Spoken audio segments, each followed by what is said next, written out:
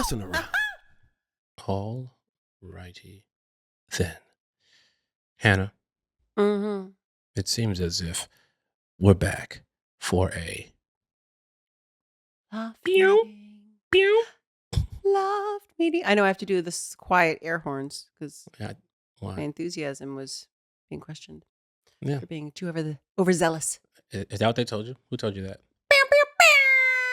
I was thinking at the top of every single episode. Everyone's like, that's a lot of energy. But I get excited. Here's how you make it aggressive. You do it. You do. I'll chime in with something very aggressive, but you do your air horns.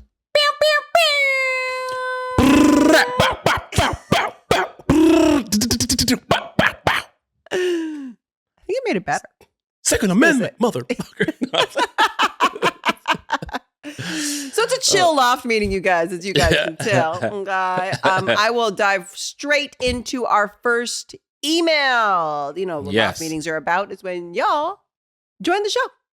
Chime in. Let us know what you're thinking. This one is from Anya. It says, hi, Hannah. Hannah's mom. Oh my gosh, my mom is going to love that. Her name is Helen, by the way. Helen and Lamorne. If you're in the loft this fine day, yes, he is. He is in 4D. I'm Anya, a Brit in Lisbon on her year abroad at the moment. Okay, humble brag.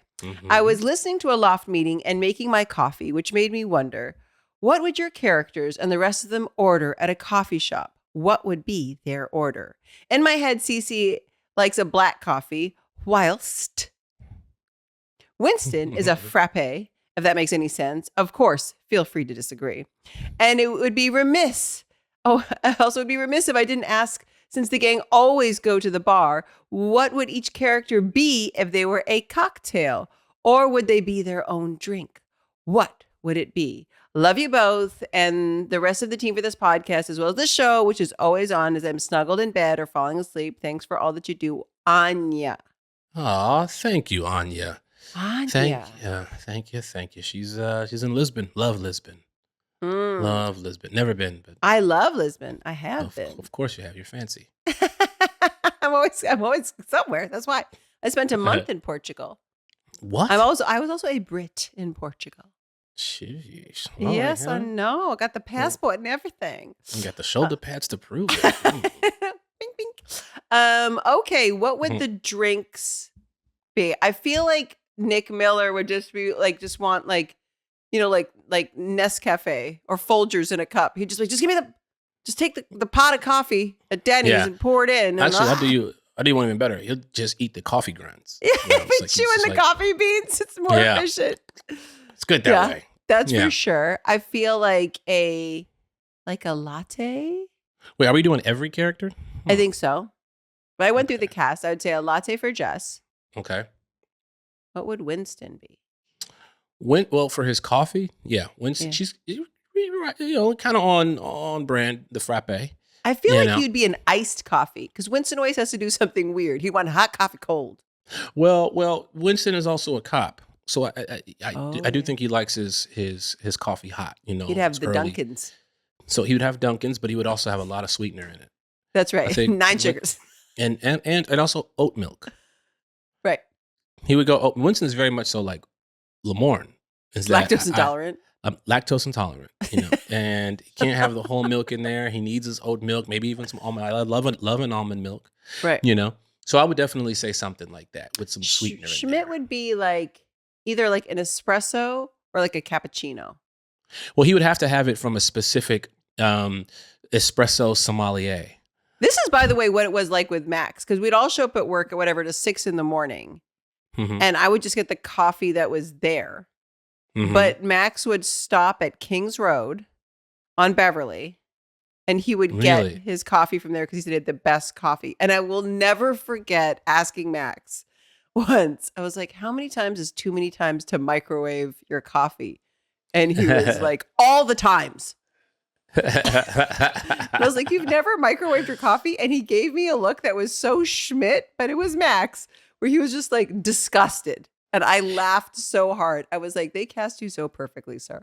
I look back on moments like on those days, because I wasn't much of a coffee drinker back then. But now I'm very particular about my coffee. I prefer to make it myself. I have all the ingredients in my home. Mm-hmm. I have 2 coffee makers in my home, Mm-hmm. depending on the level of time I have to get out of the house. Sure. So one's a bit more convenient, hit a button and it does the whole thing. And one I gotta like do it myself. I get the coffee beans, I put it in the thing, and like frothing the milk. I froth the oat milk on the side over here. Wow. Then I put it back in there, and I got a little my sugar. I got sugar-free Alfred's vanilla vanilla flavor. I love Alfred's. So I pretty much make it. I pretty much make a better version of Alfred's. Do you know that I used to work at Starbucks? Really? I called myself a star bitch. This is true. Whoa. Yes. Whoa. Please don't come after me, Starbucks. I loved the aprons at Starbucks so much. And if you were a manager, you got a black apron. And when I had to leave that job, I was in London. I was at the Holland Park station. Next to it is Starbucks. And I was working there with a bunch of really cool, they were all actually Portuguese, Brazilian women. Mm-hmm. And we had all sorts of really clever ways to deal with this job. And we'd finish up, we'd close the store, we'd clean up the store. And next to it was like a little kind of like off license grocery store. And we'd go and we'd get some drinks. And then we'd sit in the patio and drink and like hang out and everything and chat about our day and life and boys and dating and whatever. Then we would clock out and it made us feel good because we got paid to have a cocktail. Mm-hmm. And then on my last day when I left, I stole a black apron. Oh no. A manager's apron. And I had it hanging in my kitchen for so long. Hannah, I'm going to clip this. I'm going to edit this video to make it seem like you said, on my last day, I stole a black. I'm going to ruin you, Hannah. All I need is $50 million. That's right. I will blackmail you. Oh, I did it again. Yeah. You have options now in the edit room. I do think that Cece would probably keep it like chic and simple. Like, yes, I just have a black coffee. So I think you're right on there. The cocktails, I don't know. I feel like, wasn't it like keep it between us? Yeah. You, Cece and Winston. What would they be? Because I already know what Winston would be. I feel like that scene where Schmidt teaches Cece how to make that Manhattan was so sweet, and it would become like her favorite drink. Winston would be. We know that he likes fruity drinks. We do. So I'm gonna take this back to one of my first drinks that I ever had. I wasn't a drinker growing up. I had my first drink at 22. So I wasn't familiar with like what to order when I hung out with friends. I hadn't been in a bar until I was around 22. So I was like, I wonder what I should order, like what I should. And so I was looking at the counter, and like I saw this green bottle of liqueur. And so I said, yeah, I'll take whatever's in. I don't drink that much. What's that? What is that? And the guy was like, that's Midori. I was like, make me one of those drinks. And he said, oh, I could do a Midori sour. He was like, if you don't drink, then this is probably an easy way to get you into it. And I was like, oh yeah, I'll do a Midori sour. For about a year, that's all I drank. Until the plate, like I would go to bars and they'd be like, what the fuck is a Midori sour? Your signature drink. Just because, you know what that is? It's like, why do you drink that kind of wine? I like the label. Exactly. But that's how you got stuck. But now here's what I did. I created, and thank you, Anya, for this question, because this is a world premiere. Mm-hmm. Lamorne is about to break something down to you guys, and I need you guys to help set this. Please help make this a trend. And I'll tell you why. Sorry, this is going to be long-winded. When I was in Italy, everyone loves to tell you, every bar you go to, especially in Florence, how the Negroni was created. Every bar will tell you the Negroni started here in their particular bar. But then there's this one bar in particular, I forget the name of it, but they said, hey, the Negroni started here. And then the bartender proceeded to tell me like the story. According to him, so if you're not familiar, a Negroni is three equal parts: sweet vermouth, Campari, and gin. Equal parts, right? Can't mess that up. You stir it, put some ice in there, you stir it, and it's good. He said there was a guy named Negroni, I think a politician or someone, who used to come in there and order. Now, the drink back then was a sweet vermouth and a Campari together. That was an actual drink that people would get. But he needed it to be a little bit stronger. So he added gin, and they thought that was weird. But he kept doing it. Every time he came in, he would go, give me the same thing as last time. And they would go, oh, with the gin? Yeah. It got to the point where people caught on, and when he would come in, he would say, "I'll have the same thing," and they would go, "Oh, the Negroni," because his last name was Negroni, Mm-hmm. and that's how the Negroni was created. That's how it was born. Mm-hmm. I love I love an espresso martini, right? Especially when it's late and I'm tired and I want to stay up. An espresso martini, but I love bourbon, so I add bourbon to the espresso martini, instead of the vodka, or some people use tequila. A good mezcal espresso martini is good too. But I had bourbon, and people don't do that often. So every restaurant I like recently, every time I go in, I say, "Can you add bourbon to my espresso martini?" And they get so confused. And I go, "Has anyone ever ordered that here?" They say, "No." And I say, "Well, guess what? Spread the word. This is called the Lamorne After Pill."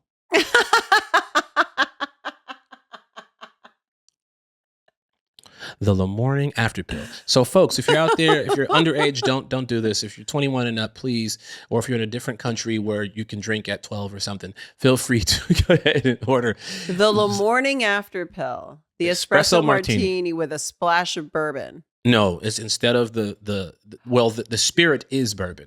I see. So you don't just add bourbon; you are replacing. No. You're making a bourbon-based martini with espresso. Yes. Ooh.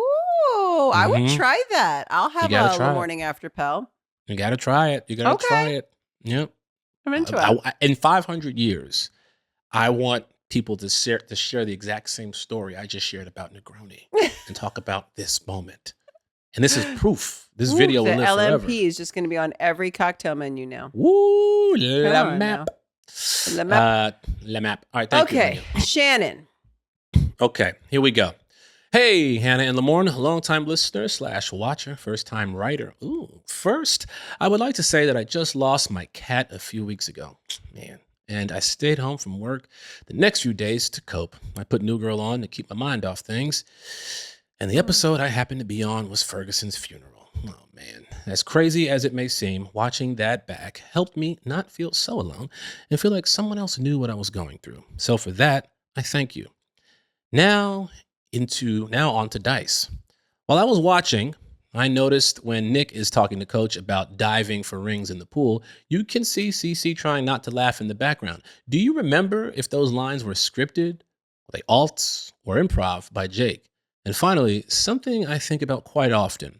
What's up with the title sequence always changing length? In one episode, it's the full, "Hey girl, what you doing?" And the next, it's just the, "Who's that girl?" Was the full title sequence used as filler when there wasn't as much put in the episode? P.S.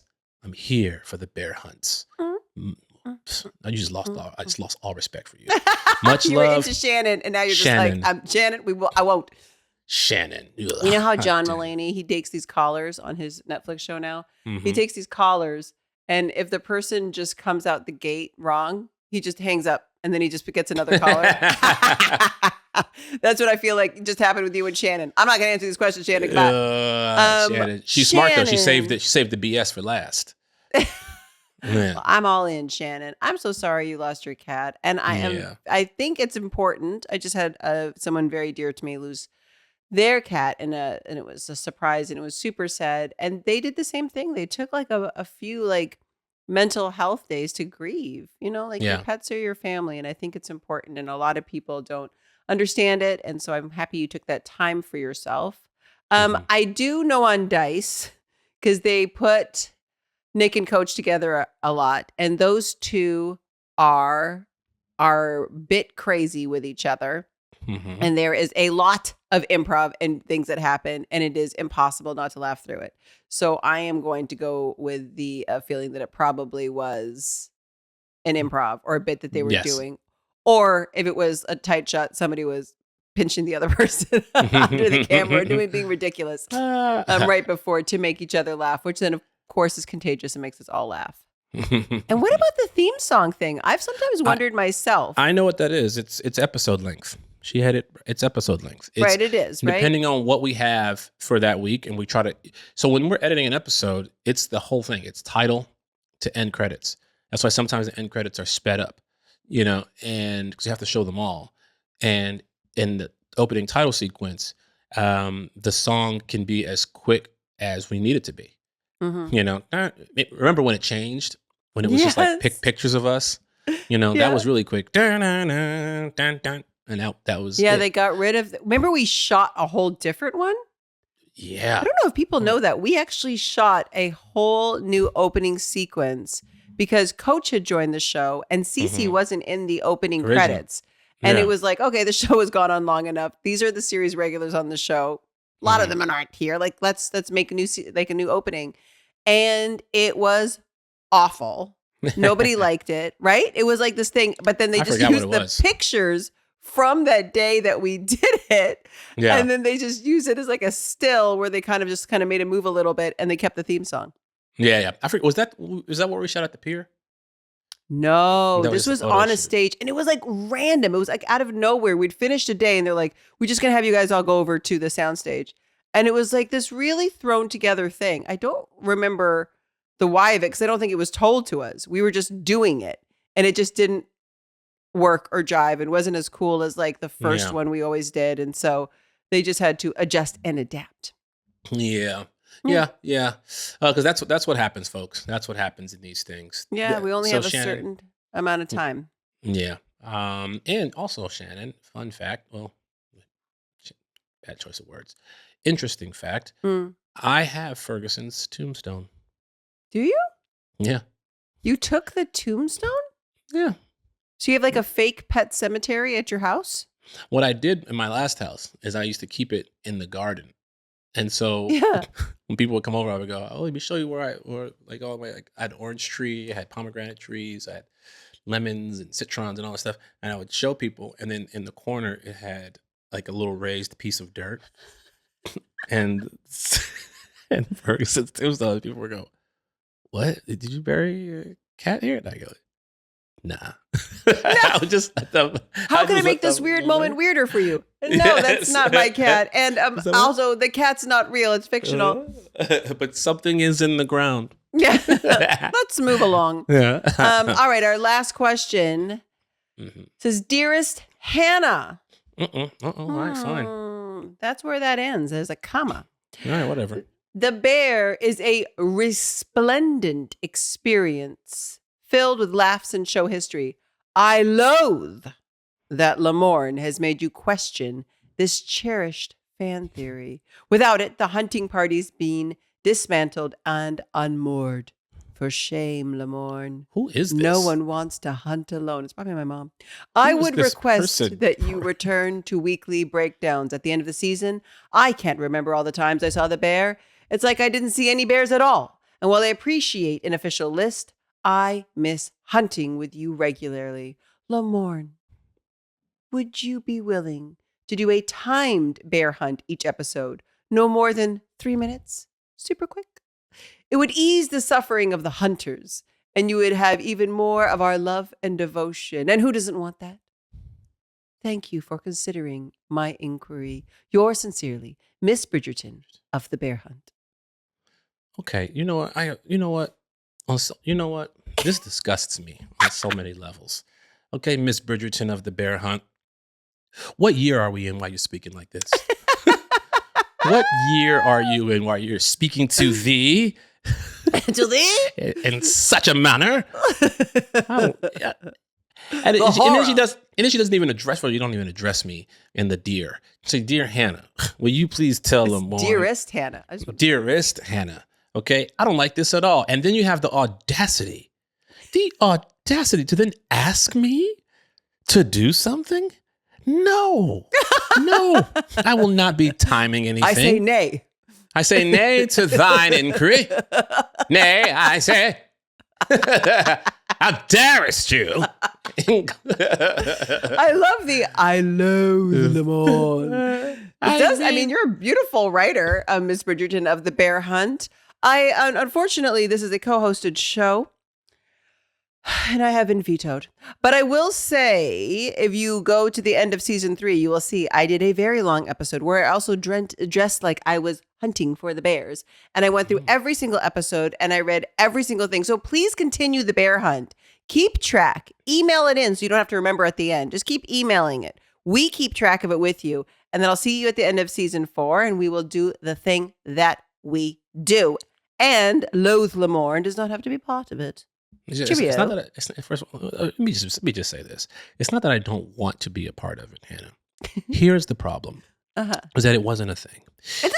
That's like me saying, hey, you know what? We got to do a thing where we hunt. Where we hunt every time there is a black man with an afro that walks past in the background. I knew New Girl writers put that in there. They said we didn't have enough black characters, so we just don't throw a background extra with an afro in there. And then you go, that's a theory. And then you find 1 or 2 episodes where it's like a group scene and there happens to be a black dude with an afro, and you go, see? And then every week, even in episodes where we're just sitting in the loft, they're waiting for my hair to grow like a fucking chia pet. And they go, no, it's not going to happen. You know why? It's not a real thing. It's not a real thing, okay? Bears are common. Bears are very common in people's lives. Bears are everywhere. They're just like pets. You can't really go anywhere without seeing a bear these days. It just happens to be a coincidence, I think. You know? So there you go. What we've learned is that there are believers and non-believers. And as someone who dressed for church today and could pop my sleeves, you're dressed in your Bridgerton's best. I am a believer. I'm a believer in the bear, and the believers will stay together, and the non-believers will suffer their own fate. Okay, that is the show. The believers, the non-believers, believers. We had some great emails today. Thank you so much. We went on all the tangents. Not 10 paragraphs each, which I thank you for. I know, but somehow we spoke for 10 pages on every single question. Well, because, I had some thoughts. Some thoughts, some drink inventions. I mean, Please go out there. Let's get the Lamorne After Pill. Let's make T-shirts, Hannah, so people can know I started that. You want the Lamorne After Pill on the Mess Around merch? Yeah, with just it's a martini glass that looks like an espresso. Yeah, espresso martini with the coffee beans on top, right, and the little foam on top. But right next to it, it has the ingredients. Okay. Just the little recipe right next to it. Boom. We're going to put this up on our IG. You guys are going to see the ingredients. We will maybe try to get it together that Lamorne could do a tutorial video. We'll put that up on the page. And then what I would like is people to make it and record themselves then trying it. Yes. And we can get some live reactions going. The truth. If the Lamorne After Pill does taste delicious. Exactly. That's the only way to know. The only way I'll make a video here from the house. I'll get a bartender to show up and everything. Like real. When you go to a bar, you have this real experience. Because you can make it at home, you might might not do it the right way, but but you get a real bartender and you can see if it works or not. So first thing, hire a bartender if you'd like to taste this. No, you can do it on your own. I just want people to know how official it is. I see. You would like the official instructions to be shown by a professional. Yes, and then you go home and you. But again, if you're underage, don't try it at home. No, unless you're in one of those countries where you can drink at 12. That's right. Okay, please go to our website, The Mess Around Pod, to check out our latest merch. Apparently, we might have some new stuff coming your way. Follow us on Instagram at The Mess Around Pod. If you have a question, you want to leave us a voicemail, send us a video. You can do all of that at themessaroundpod@gmail.com. We love you. Bye. Peace. That was The Mess Around, an iHeartMedia production. Our executive producer is Joel Monique. Our senior producer is Abu Zafar. Bei Wang provided engineering and editing services. Additional production from Daniel Goodman, Wendy Heisler, and Kyle Chevron. Our theme song was written and composed by Ronald Jukebox Jackson. Catch you next time. Bye.